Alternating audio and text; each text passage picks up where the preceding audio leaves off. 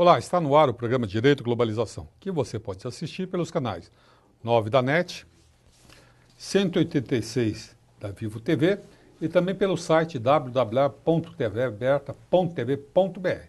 Se você tiver dúvidas, sugestões, envie e-mail para direitoglobalização@tvaberta.tv.br. Vou repetir, direitoglobalização@tvaberta.tv.br. No programa de hoje vamos falar sobre telemedicina e telesaúde. Os meus convidados para falar sobre isso é o Dr. Norberto da Silva Gomes, advogado, criminalista, presidente da Comissão de Estudos sobre Perícias Forenses da OAB São Paulo, e o professor Xiaolong Wen, presidente do Conselho Brasileiro de Telemedicina e Telesaúde. Esse é um assunto novo, moderno, e nós queremos trazer a você, hoje no Dia do Professor. Lembrando a você de casa que estamos ao vivo, e se quiser faça sua pergunta pelo telefone 3877-0078, vou repetir, 3877-0078, ou pelo site tvaberta.tv.br. Bom, antes de mais nada, bem-vindo, professor, ao nosso programa hoje. Espero que seja a primeira de muitas vezes que o senhor compareça aqui discutir um tema tão atual quanto este, telemedicina e telesaúde. Também gostaria de agradecer a sua presença.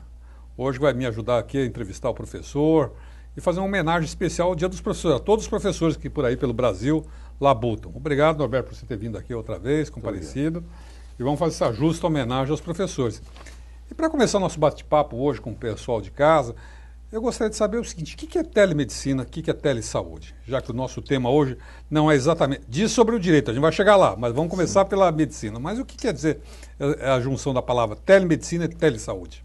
Bom, a primeira parte, telemedicina, ele na verdade é um assunto de já de 50 anos. Ele nasceu, na verdade, mais ou menos na década de 60, por causa da Guerra Fria, por causa da corrida espacial, onde tinha que se levar a saúde por meios eletrônicos à distância.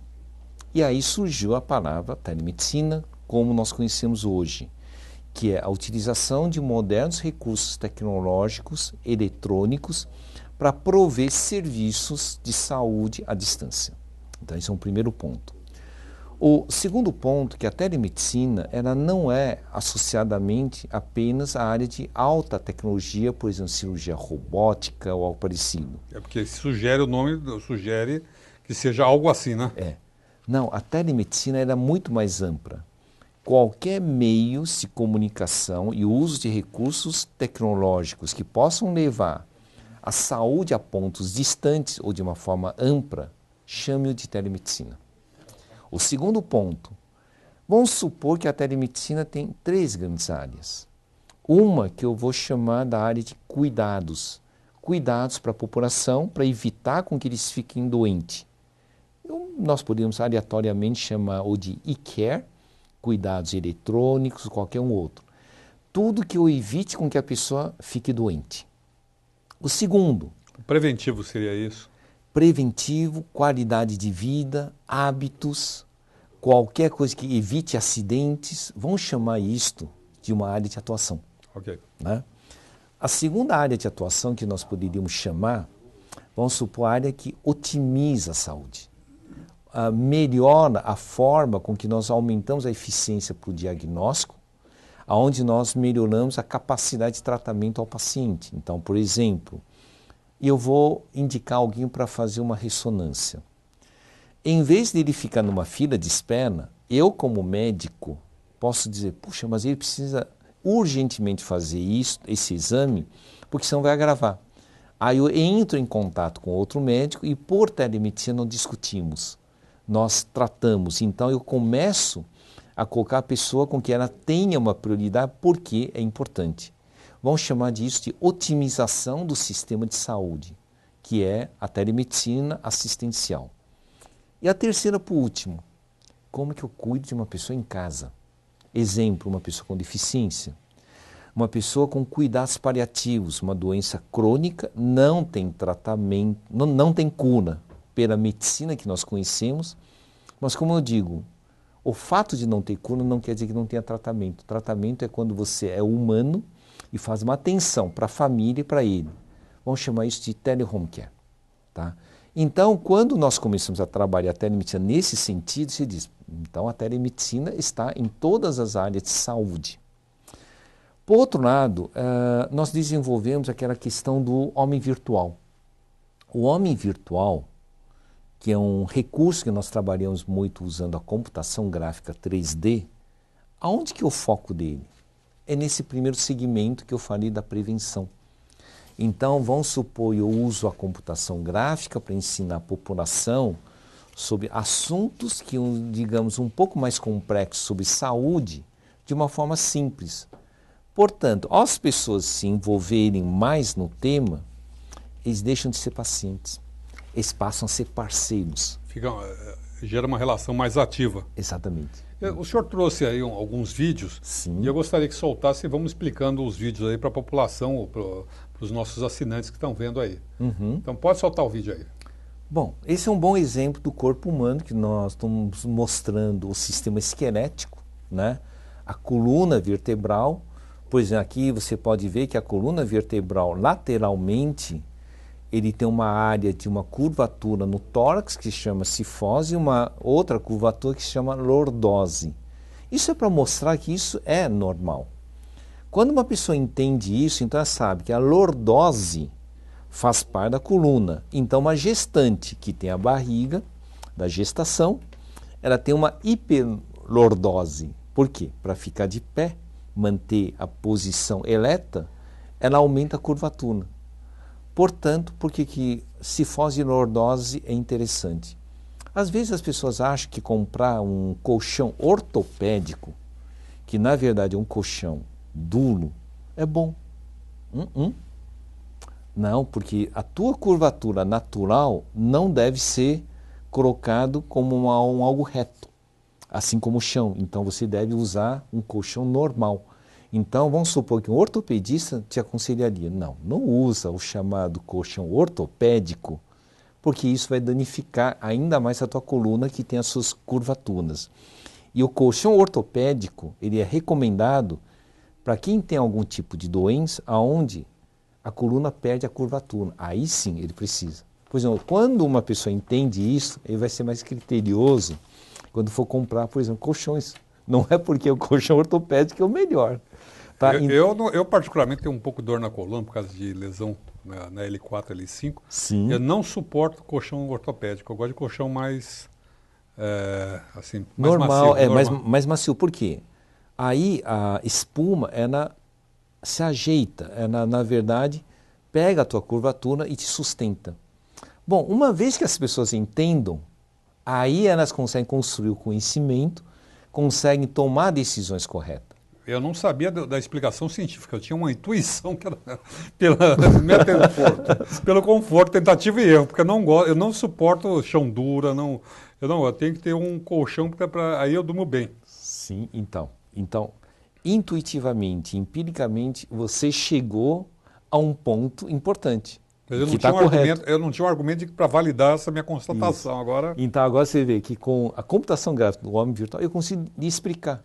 Isso. E eu consigo lhe explicar de uma forma simples. Aí você pode dizer, agora entendi. Agora entendi. Agora eu posso tomar uma decisão. Agora esse é o lado mais importante do iCare. Vamos ver outro vídeo aí. Pode soltar. Bom, aqui nós temos basicamente para mostrar o cérebro, as estruturas neurais para mostrar como que é, na verdade, esse processo de um sistema de comunicação. Aqui eu tenho o coração, mas na verdade nós estamos falando um pouquinho sobre uma mulher que tem anorexia. O que acontece? Ela vai ter uma taquicardia, ela vai ter uma osteoporose, ela vai ter uma atrofia muscular. Bom, por que isso é importante? As jovens, que na verdade se tornam obsessivas e compulsivas para ter aquela questão, hoje está se discutindo aquela barriga negativa. Barriga negativa, exato. Bom, não, isso é absurdo. Isso é basicamente uma desnutrição. A desnutrição, digamos, até um certo ponto severo. E aqui é para mostrar, não é só a barriga negativa. Você vai ter uma osteoporose, você vai ter o teu osso mais fácil de ter fratura, vai ter uma perda muscular, você vai ter uma taquicardia, porque na verdade o teu corpo entra em estresse. Então você vê que com isto nós passamos a explicar. A anorexia não é só uma questão de diminuição de peso, é uma questão de mudança de toda a complexidade do corpo humano. Então nós conseguimos explicar e aí desenvolver nessa jovem o porquê não deve ter uma obsessão pela perda de peso. Isso é a chamada ditadura da magreza, né? Que as meninas... E há algum componente neurótico nisso, nessa obsessão pela magreza, nesse se tornar tão magro, tão esquelético, pôr em risco a saúde?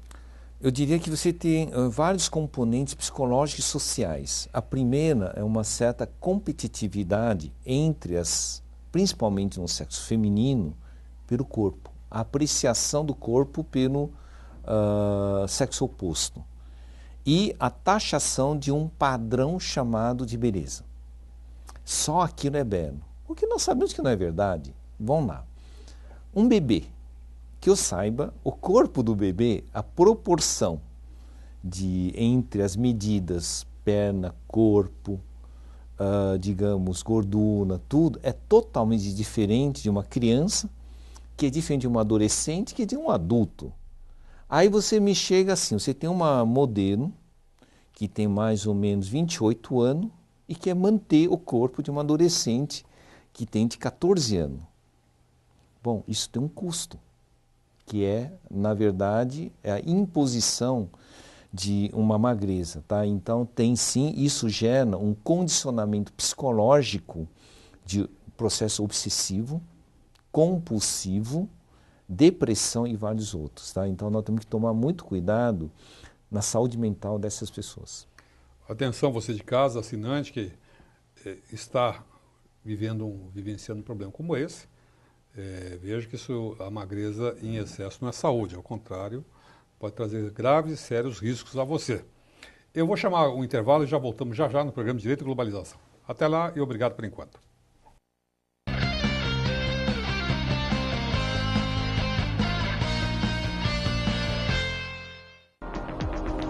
Você pode assistir a TV aberta pelos canais 9 da NET e 186 da Vivo TV.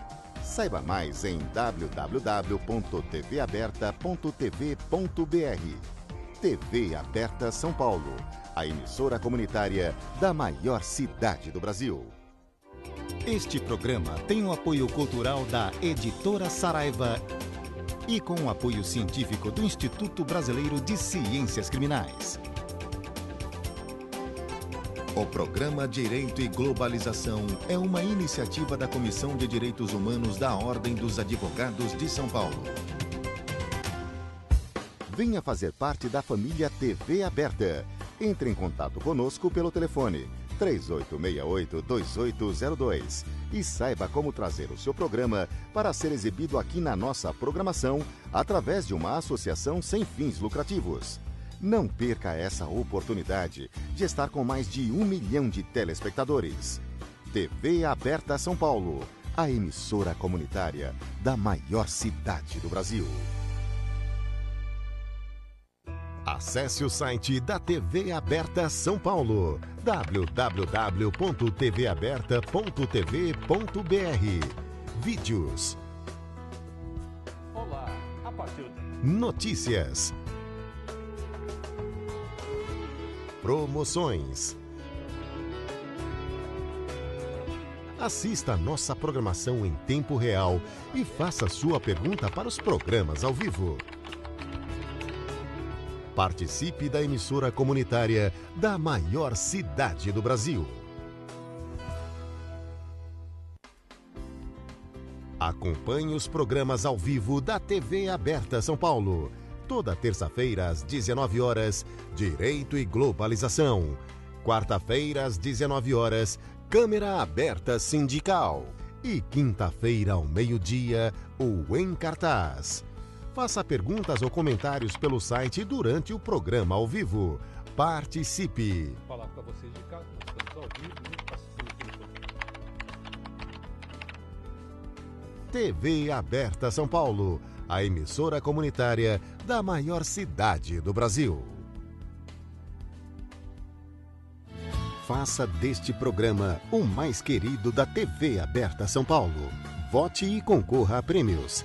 Saiba mais em www.tvaberta.tv.br.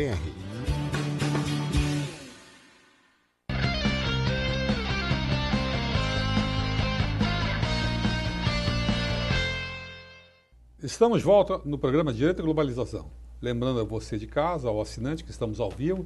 Se você quiser, faça sua pergunta pelo telefone 3877-0078 ou pelo site tvaberta.tv.br. E chegaram algumas perguntas aqui, professor. Chegaram várias, inclusive o pessoal de casa está muito curioso sobre esse tema. E eu vou iniciar pelo sempre nosso assinante, o Jaime de Jardim Bonfilholi. Mais uma vez, boa noite, Jaime. E ele faz a seguinte pergunta, interessante a pergunta que ele faz. Ele fala, a telemedicina também pode ser empregada na área de psiquiatria, principalmente no tratamento de problemas psiquiátricos, para que esses não se tornem patológicos? Bom, vamos chamar isso de saúde mental, né? Eu acho que assim, que nós podemos dividir em duas áreas, a psiquiatria e a saúde mental, embora pudéssemos até classificar a psiquiatria como um componente de saúde mental. A resposta é que ele pode ser utilizado como uma das ferramentas importantes ter o profissional. Tá? Eu acho assim que nós não devemos pensar hoje em substituição de um tipo de terapêutica ou abordagem, digamos, de uma estrutura de atendimento por uma outra tecnológica. Pelo contrário, ele entra no arsenal do médico. Então, vamos supor, hoje tem médicos, psiquiatras, que estão trabalhando numa questão de como cuidar melhor, cronicamente ou de uma forma contínua, de pessoas com depressão. Então, você já fez o diagnóstico, já sabe que a pessoa tem depressão, já está fazendo um tratamento e você usa a teleconsulta para dar um apoio melhor para que a pessoa tenha menos recaída e para que a pessoa tenha uma qualidade de vida melhor. Agora, quando você usa a saúde mental, de telemedicina, por exemplo, para evitar com que a pessoa fique doente, em geral, faça uma outra estratégia. Matriciamento de regiões para detecção de potenciais fatores que podem gerar complicações, induzindo as pessoas a terem problemas comportamentais. Tá? Então, nós temos um trabalho de matriciamento. Uma das aplicações iniciais da telemedicina na década de 90, inclusive foi na telepsiquiatria. Vamos supor que tem porta-aviões americano no Golfo Pérsico e você tem um marinheiro com um problema emocional. E no porta-aviões não tem psiquiatra, não tem psicólogo. Ele tem um médico generalista. Então, na origem, eles usavam muito, inclusive, a videoconferência, tudo, para que um médico psiquiatra e um generalista acompanhasse justamente uma pessoa com saúde mental. A resposta é, pode ser utilizado, mas, segundo a resposta, não amplamente e sem ser feito com um critério de um profissional que diz, estou usando essa tecnologia para apoiar. E nós estamos na internet, a internet cobre o Brasil, cobre o mundo todo, e nós estamos, tem aqui, eu tinha lido Lorena, né, que eu estou sem óculos, na verdade é o Gessé de Itaquera. Ele faz a seguinte pergunta: o governo federal está importando médicos de Cuba, a mais nova velha polêmica aqui do país. Sim. Essa ferramenta não poderia ajudar o Brasil levando médicos em área onde os médicos brasileiros não podem ir? Sim. Bom, eu acho que aí nós entramos numa questão um pouco mais complicada. Então, eu vou dividir a conversa em duas partes. Vamos lá. A tecnologia deveria ser feito pelo governo brasileiro como um programa de acessibilidade à saúde. Isso deveria ser amplo. Um lado para a população e outro lado para os profissionais, para que eles acessassem o que há de melhor em conhecimento, para que eles possam ofertar algo bom para a população. O segundo ponto é que o Brasil, o interessante seria ele criar uma política de incentivo aos seus profissionais. Porque você não pode esquecer que é muito provável que nós tenhamos muita gente também interessado. O que não está sendo discutido é como organizar isto para que os médicos e profissionais brasileiros vão para o local. Então, suponhamos, você diga, médicos brasileiros, os que querem, vocês não só vão, como eu vou lhe dar uma infraestrutura, vamos supor um tablet da saúde, conectado a um hospital de referência, onde você pode participar de reuniões clínicas e onde você pode fazer uma indicação caso você tenha alguma dificuldade. Será que nós não teríamos mais médicos indo? Será que nós não organizaríamos melhor? Eu não tenho dúvida que a resposta é positiva, sim. Sim. E eu acho, inclusive, eu acho que essa verba toda destinada a esses médicos, se fosse investida já em cursos profissionais, abertura de novas faculdades, novas residências médicas, fechamento de outras, que tem muita porcaria no meio também. Agora, eu não creio que sem conhecer, até nós falávamos isso no intervalo, sem conhecer o currículo, a medicina, não posso opinar, mas me parece que um país que não é muito avançado economicamente falando, como é o caso de Cuba, eu já estive lá em Cuba várias vezes, possa ter uma medicina de ponta. Eu acho que é um contrassenso. Eu acho que existe uma formação, parece uma indústria de formar médico, e o critério de ingresso nessas faculdades de medicina, pelo que nós conhecemos, são critérios muitas vezes políticos. Por exemplo, pessoas aqui ligadas a certos movimentos têm facilidade de acesso, não é meritocracia, no sentido do conhecimento, se premia é o sentido político. Então me parece que isso aí, e não querer fazer o revalida, o exame de aprovação, a correspondência, se eu for em outro país fazer medicina, se eu for à Inglaterra, um médico brasileiro for exercer a medicina na Inglaterra, ele vai ter que fazer comprovação de currículo, de habilidades, enfim, deve ter alguma coisa lá que você não vai chegar a abrir um consultório e o governo inglês vai falar, é isso mesmo. É o caso de Portugal, por exemplo. Sai daqui o dentista, ele vai para lá, ele tem que fazer o curso de estomatologia. E lá o dentista primeiro ele tem que se formar em médico para depois exercer a profissão de cirurgião dentista. Então, eu vou dizer alguns pontos que eu acho que pelo qual nós temos que lutar. Como eu não conheço pessoalmente quem são esses médicos cubanos, eu não consigo emitir uma opinião. Mas uma coisa eu consigo garantir. Temos que lutar por mais qualidade. Esse é um ponto fundamental, é um ponto em comum. Seja médicos estrangeiros, seja médicos brasileiros, temos que lutar por uma coisa chamada mais qualidade e nós temos que pensar a melhor forma de levar essa qualidade. O segundo, nós temos que trabalhar no maior engajamento das pessoas em enxergar com que aquele paciente tem que ser tratado com a forma mais humana possível e não simplesmente como uma doença. Se nós alcançarmos ou moeda de troca eleitoral. Isso não deve. Na verdade, as pessoas, digamos, eu sempre falo, tudo que é feito com carinho vai ser bom. Claro. Então, esse é um principal ponto. Agora, a tecnologia, ela existe para ajudar. Ela não deve ser usada para uma substituição, uma justificativa. Então, eu diria, hoje a população brasileira precisa realmente de apoio. Precisamos usar a tecnologia para fazer um programa de acessibilidade à saúde, seja para prevenção e cultura de saúde para as populações, seja para os profissionais que estão trabalhando e dar uma maior acessibilidade ao conhecimento para que eles possam estar interligados com centros de referência. E eu acho que nós precisamos também sempre estar atualizando os profissionais.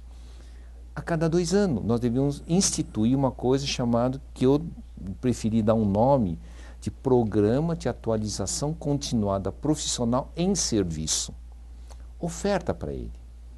E incentiva com que os profissionais universitários, novos, ou mesmo as pessoas que estão indo para uma outra fase, vamos supor, de aposentadoria, tenha um amor a uma comunidade. E amplie a sua cultura médica, né? Exatamente. Eu vou pedir o vídeo que tem, a gente está faltando um vídeo, 2 vídeos estão faltando, vamos assistir o próximo vídeo, solta aí o próximo vídeo para a gente assistir e comentar um pouco sobre telemedicina.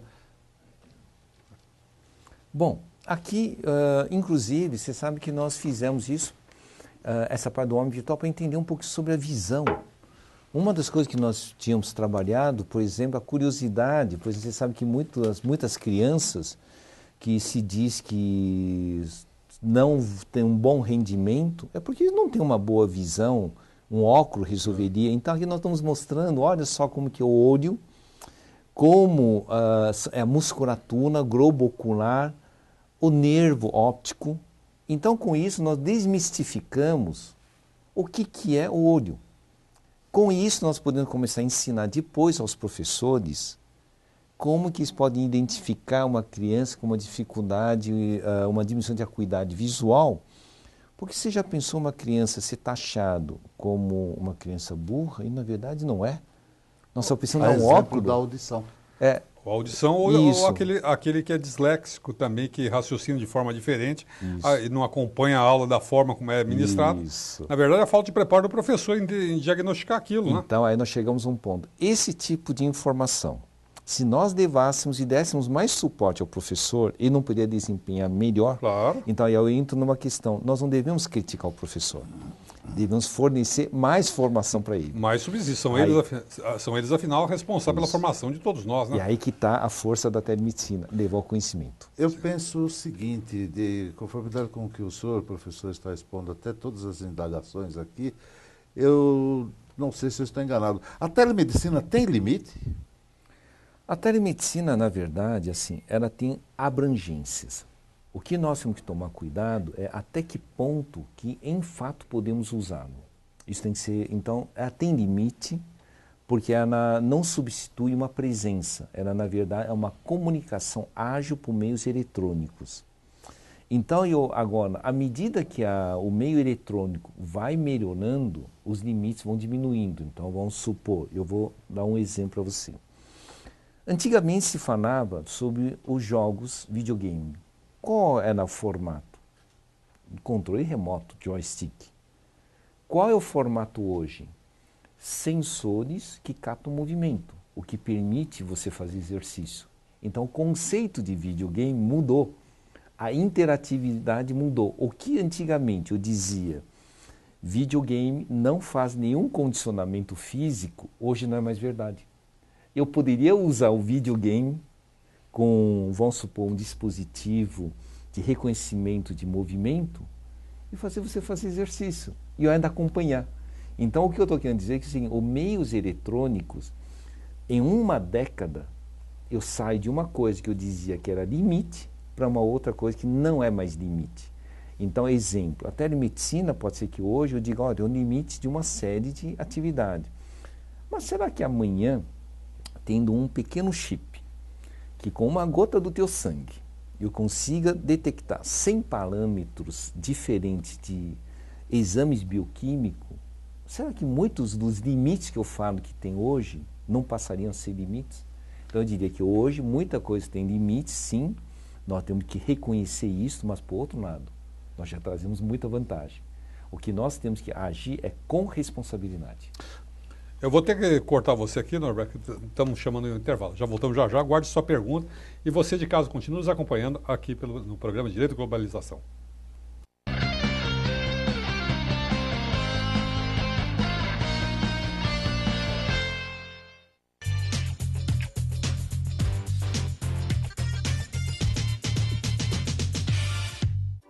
Este programa tem o apoio cultural da Editora Saraiva e com o apoio científico do Instituto Brasileiro de Ciências Criminais.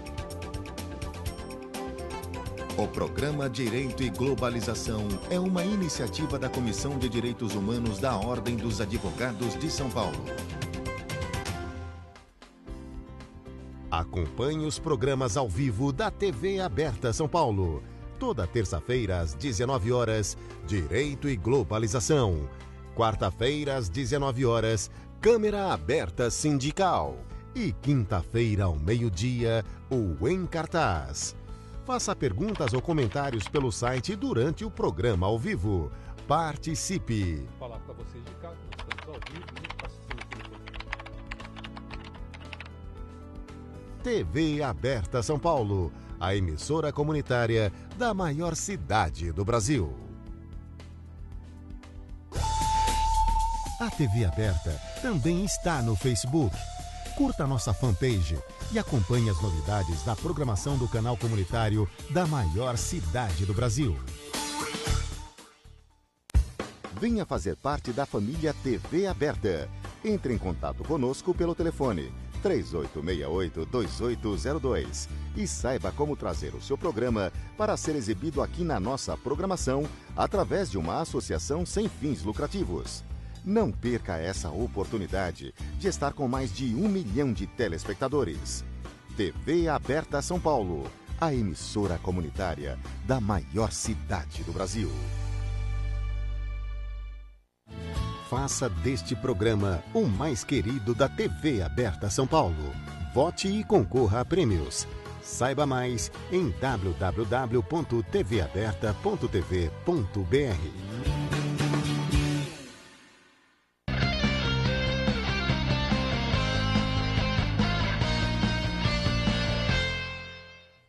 Estamos de volta no programa Direito e Globalização. Lembrando a você de casa, você que acabou de chegar, que nós estamos ao vivo.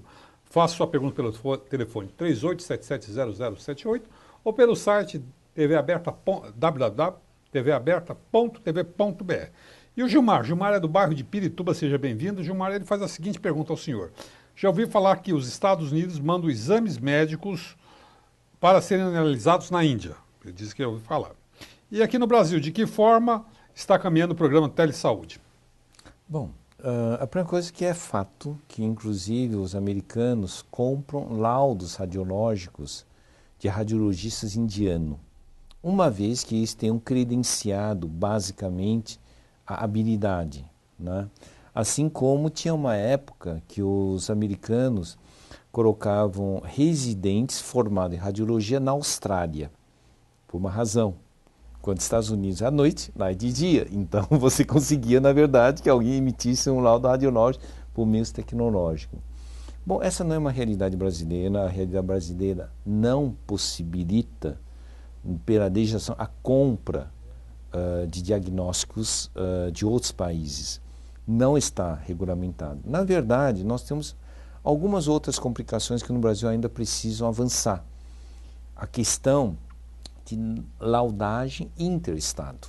Você sabe que todo o sistema de saúde brasileiro ele é organizado estruturalmente. Você tem o órgão federal, que depois ele é estruturado em sistema de estado e depois ele é trabalhado em nível de municípios e regiões. Tanto que um profissional médico, por exemplo, ele deve atuar apenas no seu estado. Se ele for para outro estado, ele que se credencie no outro estado. A telesaúde, ela também vai ter que caminhar para alguma coisa nesse sentido. Isso quer dizer, a palavra telesaúde no Brasil, ele tem crescido muito no enfoque do chamado atenção primária. Tá? Então, só para esclarecer, o que se chama atenção primária? A atenção primária, no sentido conceitual, não obrigatoriamente, é a doença mais simples. Digamos, é um tipo de intervenção que você consegue agir na sociedade atendendo a maior quantidade de pessoas possíveis. Nesse caso, o Brasil, desde 2007, tem focado a palavra telesaúde, porque ele associa não só médicos, mas vários profissionais de saúde, e tem focado muito em atenção primária. E ele não foca sobre a compra de diagnóstico ou alguma coisa de outros países. O que nós temos que resolver ainda internamente no Brasil é se nós podemos comprar laudos de um estado para outro, se aquele estado tem competência para fazer o mesmo resultado de exame. Então eu diria, estamos evoluindo e eu diria que inclusive aí vai chegar um papel muito importante na área jurídica de analisar essas questões juntamente com as sociedades e os conselhos de classe. Né? Isto é viável, não é viável? O que é diferente quando você diz, eu tenho um caso difícil de câncer, então eu preciso de altamente especializado. Então vamos supor que aqui em São Paulo nós temos o ICESP, o Instituto de Oncologia. Então aí sim você pode dizer, olha, por causa disto eu vou pedir um diagnóstico, tá? Então a telesaúde brasileira está organizado por estado, ainda não está sendo discutida essa questão de um estado atuando no outro, mas está caminhando para ser bem estruturado. E nós temos aqui a pergunta do Juliano Tamura do bairro da Liberdade. E ele faz a seguinte questão ao senhor. A proposta de telemedicina é ser aplicada em pequenas comunidades e em regiões em desvantagem geográfica ou sociocultural. Me parece muito bonito, mas temos tecnologia para isso. Lembrando que o Brasil, a alta tecnologia não funciona, vide a internet e o sinal de telefonia. Bom, Ele é bastante crítico em relação à tecnologia no Brasil. bom, eu diria o seguinte. Juliano Tamura. Juliano, deixa eu falar uma coisinha. Qualquer smartphone de hoje é, no mínimo, 100 vezes mais poderoso que o supercomputador que levou o homem para a Lua. Então, o que nós chamamos... Tem mais tecnologia embarcada do que a Apollo 11. É, exatamente. O que nós estamos que coisa chamando... Então, extraordinária. isso é importante saber. É. E se fez maravilhas, por que nós não podemos fazer maravilhas no chamado sistema tecnológico que nós chamamos de comum? Mas se nós voltarmos para 20 anos atrás, isso é altíssima tecnologia. Então eu entendo sim, mas eu acho que a criatividade permite fazer coisas muito boas. Então vamos lá. Exemplo, não é só trabalhar em cidades isoladas, não. A cidade de São Paulo tem bolsões que precisam de ajuda. Exemplo, bolsões de regiões faveladas e vários lugares que você tem uma pouca atuação, tanto de cobertura em termos de internet e outras coisas, porque são regiões carentes. Isso é desafio. Então, telemedicina é para levar a saúde para os locais necessitadas. Seja 1.000 quilômetros ou seja 20 quilômetros. Mas alguém precisa.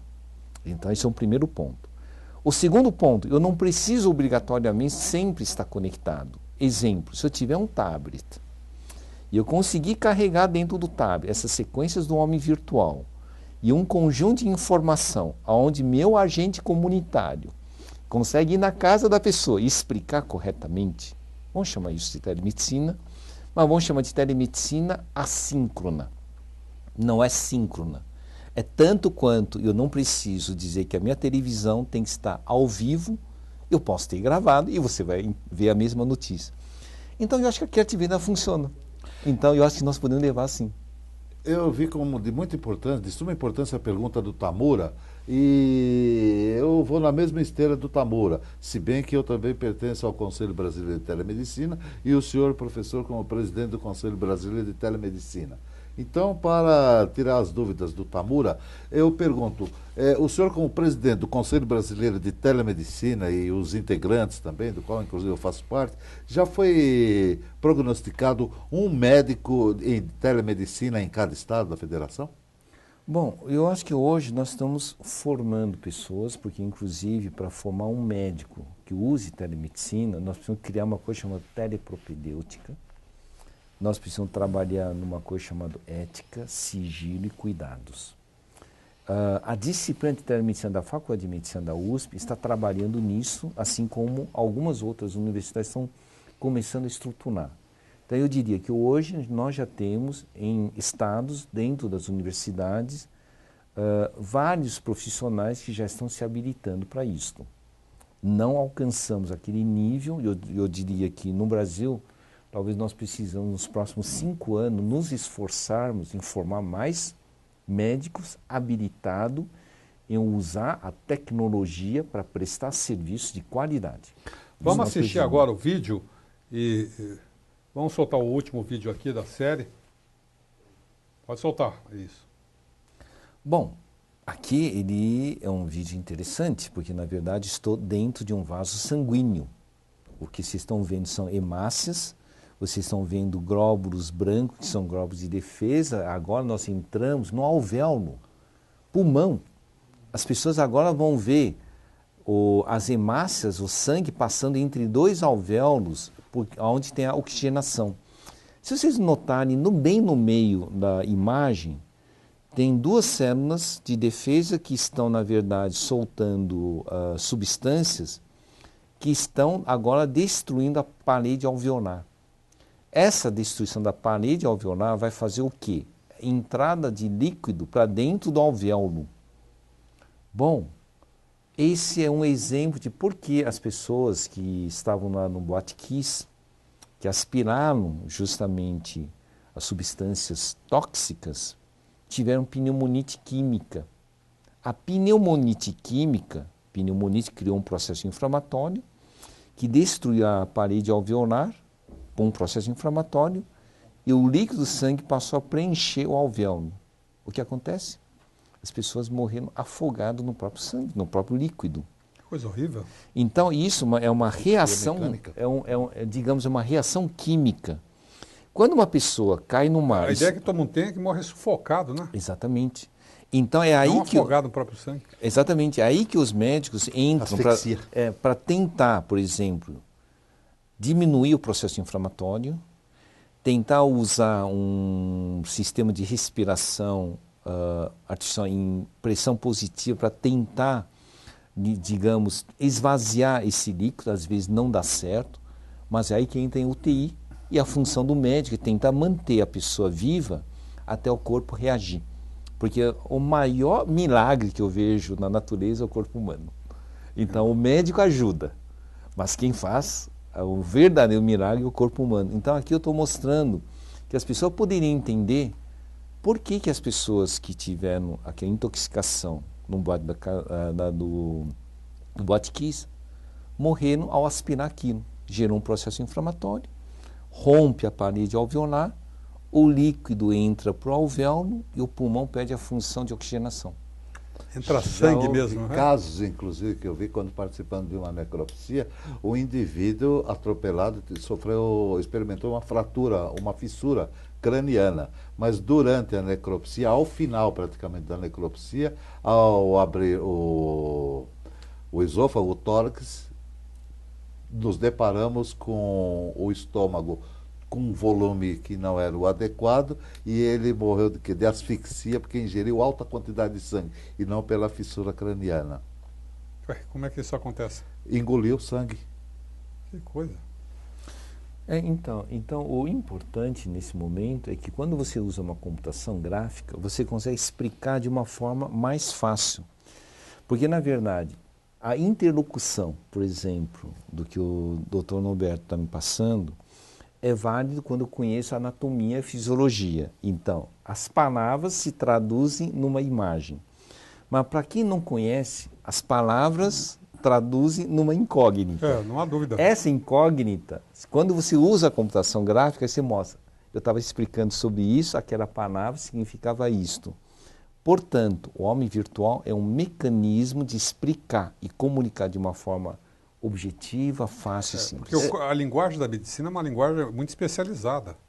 Junção de palavras que acaba saindo uma palavra que é até difícil de se pronunciar. Como aquela vez eu havia pronunciado aqui, quando fui entrevistado, cronotalatognose. Poucos, inclusive profissionais no início da profissão, conseguem pronunciar com uma determinada desenvoltura dos experts da medicina.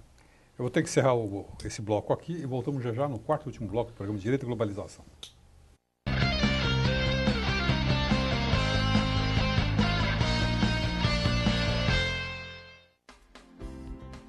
Acompanhe os programas ao vivo da TV Aberta São Paulo.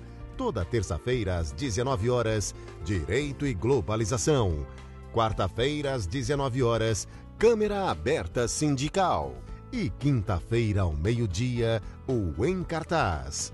Faça perguntas ou comentários pelo site durante o programa ao vivo. Participe! Vou falar para vocês de casa, nós estamos ao vivo, TV Aberta São Paulo, a emissora comunitária da maior cidade do Brasil. Este programa tem o apoio cultural da Editora Saraiva e com o apoio científico do Instituto Brasileiro de Ciências Criminais.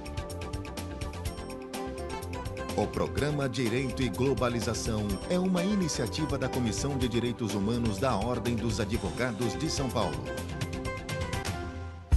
Venha fazer parte da família TV Aberta. Entre em contato conosco pelo telefone 3868-2802 e saiba como trazer o seu programa para ser exibido aqui na nossa programação através de uma associação sem fins lucrativos. Não perca essa oportunidade de estar com mais de 1 milhão de telespectadores. TV Aberta São Paulo, a emissora comunitária da maior cidade do Brasil. Você pode assistir a TV Aberta pelos canais 9 da NET e 186 da Vivo TV. Saiba mais em www.tvaberta.tv.br. TV Aberta São Paulo, a emissora comunitária da maior cidade do Brasil. A TV Aberta também está no Facebook. Curta nossa fanpage e acompanhe as novidades da programação do canal comunitário da maior cidade do Brasil. Faça deste programa o mais querido da TV Aberta São Paulo. Vote e concorra a prêmios. Saiba mais em www.tvaberta.tv.br.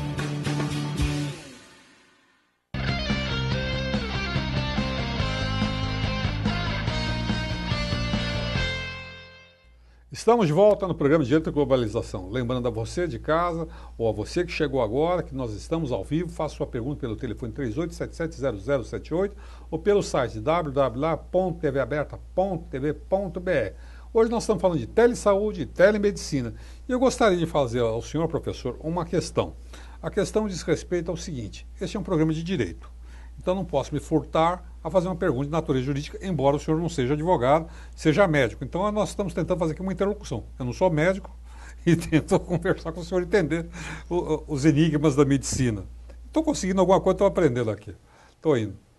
Agora a pergunta é o seguinte: em que momento a telesaúde e a telemedicina se toca com o direito?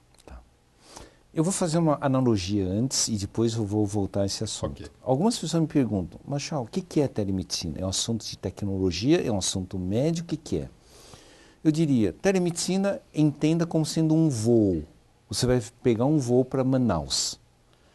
Bom, você vai pegar um voo para Manaus é porque você quer se deslocar para Manaus de uma forma segura, confiável e numa hora certa. Para isso, o que você precisa? De um avião. Que é um assunto tecnológico. Você precisa de um piloto, exemplo, profissional de saúde. Mas os dois não fazem o voo. Você precisa de um aeroporto, radar e responsabilidade civil para qualquer coisa que acontecer. Portanto, eu disse, telemedicina é isso, é um voo. O voo é algo complexo, com uma arquitetura funcional, onde eu garanto que eu vou levar um serviço de qualidade até outro naquilo que eu me comprometi. Bom, aí nós chegamos a um ponto que eu disse, controlador de radar, tudo bem, isso é uma tecnologia. Agora entrei numa outra questão. Se eu disse que eu vou fazer um serviço, eu tenho que ter uma documentação. Eu tenho que assumir uma responsabilidade. Não adianta me dizer que o médico do outro lado é o responsável, porque eu estou também interferindo na conduta dele, ou pelo menos no pensamento dele. Então, sou solidário. Então, nós temos que discutir a questão da responsabilidade civil pela solidariedade em relação a uma decisão. Isso tem que ser discutido. Por outro lado, me abre mais duas outras questões. Mas até que ponto que eu sou solidário? Eu sou solidário naquilo que me perguntaram. Naquilo que não me perguntaram, eu não posso ser colocado como solidário. Então, por exemplo, hoje eu defendo muito a ideia do chamado telediagnóstico com um telelaudo, onde a pessoa me explica o que ela precisa, e eu emito um laudo no meu parecer e depois o suporto por uma segunda opinião formativa. Nesse laudo, eu sou solidário e 100% se acontecer. Agora, não há um risco nesse laudo, porque a pessoa que está fazendo a pergunta é uma leiga. Por exemplo, se o senhor perguntar, se eu for fazer a pergunta, paciente, o senhor pergunta, o que o senhor está sentindo? Eu falo, não sei, um mal-estar, está me doendo aqui. Não corre-se o risco de uma pergunta mal formulada gerar um laudo mal respondido, não mal formulado o laudo. Mas eu falo de uma forma errada, a mensagem chega errada, não tem jeito. Sim, mas nesse caso a telemedicina ela é proibida para o médico interagir diretamente com o paciente. Sempre tem um outro médico. Tá certo. Seria a segunda opinião? Então, é uma segunda opinião ou uma interconsulta. Então eu chamaria, eu sou, por exemplo, um geriatra e eu tenho um médico de saúde da família que está cuidando de um idoso. Bom, eu estou orientando-o. Mas certo. Eu preciso saber o que ele está perguntando. O diálogo não é com o paciente, é com o médico. É com o médico. Aí eu dou um suporte. Mas vamos supor que o idoso tem algum problema. Vamos supor que gere um processo na família contra esse médico. Até que ponto é a minha responsabilidade pelo que eu falei? Senão que eu nunca tivesse falado. Eu preciso ser responsável pelo que eu falo. Claro. Senão eu estou atrapalhando. Então essa é uma primeira questão. E a melhor forma é que enquanto o Brasil não tem um prontuário unificado, a melhor forma é ter um laudo onde eu assino, sou solidário e qualquer coisa que houver, eu vou estar ao lado daquele médico que assistiu ao paciente, naquele caso, naquele momento. E não quer dizer no caso por completo, porque eu não sou o médico do paciente como um todo. A sua resposta sugere várias complexidades no que diz respeito à interação entre medicina e direito. Isso. Existe algum foro, algum núcleo, alguma instância onde essas questões estão sendo discutidas? Nesse momento, não. Aí, nesse momento, é que nós chegamos humildemente a necessitar de uma integração, de um apoio, de um fórum de discussão, digamos, da OAB São Paulo, juntamente com a área de saúde, para discutir essas questões da responsabilidade civil associado com as normas éticas, mas eu acho que tem um propósito muito mais importante do que apenas você dizer é uma defesa contra o processo. Não, é orientação. É orientação para que nós façamos sempre serviços de qualidade pensando no que é a garantia da responsabilidade civil. Então hoje, em homenagem ao Dia do Professor, e a surpresa para o senhor, professor, e também para a Comissão de Direitos Humanos, que é o que leva, inclusive, a telemedicina, porque telemedicina é puramente direito humano. É uma surpresa e como presente de aniversário, aliás, presente do Dia dos Professores ao senhor, nós só estamos aguardando a homologação da presidência da Ordem dos Advogados do Brasil, porque nós já, dentro da comissão, da qual o senhor faz parte, Comissão de Estudos sobre Perícias Forenses da Ordem dos Advogados, Secção de São Paulo, já estará sendo criado, então, o núcleo de acompanhamento civil da responsabilidade civil dos médicos em telemedicina, de onde o senhor, todos os telespectadores estão recebendo em primeira mão, o senhor será o coordenador. Nós já temos um médico legista e temos um advogado criminalista de renome, do qual nós vamos omitir o nome por enquanto. Nós temos um perito criminal federal e temos toda a equipe médica que está na nossa comissão, de onde eu estou presidente, e agora no segundo Congresso de Perícias Oficiais no Brasil, inclusive com o apoio do Dr. Martin, que é da Comissão Permanente da Ordem dos Advogados do Brasil, Comissão de Direitos Humanos, onde o senhor vai tomar posse no dia 29 de novembro próximo. O senhor vai tomar posse. O nosso congresso vai ser quando? Dia 29 de novembro. Dia 29 de novembro. Na Ordem dos Advogados do Brasil, no Salão Nobre, com início às 9 horas e o término até quando tivermos assunto para discutir. Então vai ser até o fim do Natal. Hoje não vai ter Natal. Vamos assim por volta até às 19h30, 20 horas, onde será servido o coquetel, porque é o congraçamento, onde nós vamos comemorar por antecipação, que será no dia 4 de dezembro, o Dia Nacional do Perito Criminal. E lá, então, o Dr. Schau vai tomar posse como o coordenador deste núcleo de acompanhamento de responsabilidade civil do médico em telemedicina. É isso que nós queríamos trazer em primeira mão e nada melhor do que trazer aqui na nossa TV aberta. Queria lhe agradecer muito por essa notícia. Eu acho que isso vai ser muito importante para nós conduzirmos para um futuro de telemedicina sólida. Né? Essa parceria é fundamental. Obrigado. Em parceria principalmente com a Comissão de Direitos Humanos, professor. Isso é importante, muito importante. Que é a comissão permanente. Medicina e direitos humanos são as mesmas coisas, nós estamos falando sobre a vida. Sim, sim. Isso é o fundamental. A missão nossa aí é falar sobre a vida e tudo que a gente modestamente puder contribuir no campo da medicina com essa constelação, né? Porque a sua comissão não é uma comissão, é uma constelação, é uma galáxia, só tem estrelas assim. Então, é o direito e a vida do direito, né? A gente está disposto e está à disposição para contribuir. Olha, existem algumas regras na vida. Uma delas é que você nasce, cresce, infelizmente, um dia vai ter com o Criador. O programa tem começo, meio e fim. Semana que vem a gente está aqui. E nós estamos nos minutos finais. Então eu gostaria de ouvir suas considerações finais, professor. Bom, Depois uma homenagem sua ao Dia dos Professores. Aí eu encerro. Vá pensando. o primeiro ponto é esse agradecimento sincero pela oportunidade, pela informação que o Dr. Norberto apresentou, que é essa parceria, a formação de um núcleo. E eu queria também fazer um convite que do dia 20 a 22 de novembro ocorre o 6º Congresso Brasileiro de Telemedicina e Telesaúde, que ocorrerá na Faculdade de Medicina da USP. Ponto principal, reflexão. Reflexão de como nós podemos consolidar a telemedicina no Brasil. E nós vamos ter uma categoria chamada participação à distância. Isso quer dizer que as pessoas poderão assistir e acompanhar o evento a partir da sua casa e depois, durante mais 120 dias após o evento, colocar em debate os assuntos. Tá? Muito bacana. Então, aí vai um convite para participarem do Congresso. Muito bacana. Norberto, Bom, eu suas também- considerações finais é a sua obrigação de homenagear todos os professores desse país. Homenageando os professores. A minha vida toda girou e está girando em torno de um professor. Uma determinada ocasião, um professor numa carruagem estava passando numa estrada e ali ele viu, começou a passar mal. Entrou exatamente numa choupana, ali estava um garoto com o pai e deram alimento para ele, deram uma cama para ele dormir.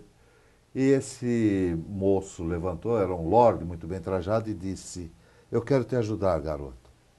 Daqui a um tempo eu volto. Ele era um professor.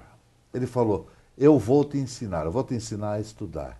Pagou as melhores faculdades, esse rapaz se formou. Um dia, o filho deste homem que foi socorrido por esse jovem estava com um problema de uma infecção muito forte no pulmão e precisava de medicação. Acontece que aquele garoto que ele ensinou já havia se formado, era um cientista.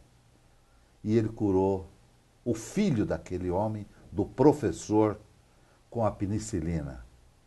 Era o Fleming, o criador da medicina. Esse garoto curado por aquele garoto que o pai havia conhecido, o professor, que pagou inclusive os professores para aquele garoto. O paciente era Sir Winston Churchill. É a graça que existe o professor. Então o professor é sempre abençoado. Eu tenho aqui como professor, meu preceptor, meu orientador, professor Dr. Shaw, e os outros professores também, um outro professor, principalmente o professor da vida, que é o professor Martin, nosso grande companheiro, onde nós vamos aprendendo sempre com o professor. Eu não sei se é felicidade, os parabéns, mas eu digo o seguinte: eu posso parecer idealista, mas enquanto eu viver, eu me curvo e beijo a mão dos meus eternos professores. Olha que bela homenagem. Professor, tchau. Foi uma alegria tê-lo aqui. Suas explicações, eu acho que ainda há muito que se debater. Gostaria de deixar no ar aqui o convite renovado e o agradecimento pela sua presença, que hoje abrilhantou esse programa. Muito obrigado. E obrigado a você, Norberto, pela amizade, pelo caráter, e por essas palavras tão bonitas aí que você disse, que são palavras ditas por um amigo, que eu não as mereço no que me toca, mas eu agradeço de qualquer forma. Muito obrigado a você e obrigado a você de casa, que nos acompanhou nessa jornada do programa Direito e Globalização. Até a próxima semana, nesse mesmo horário, nesse mesmo canal. Obrigado e até lá.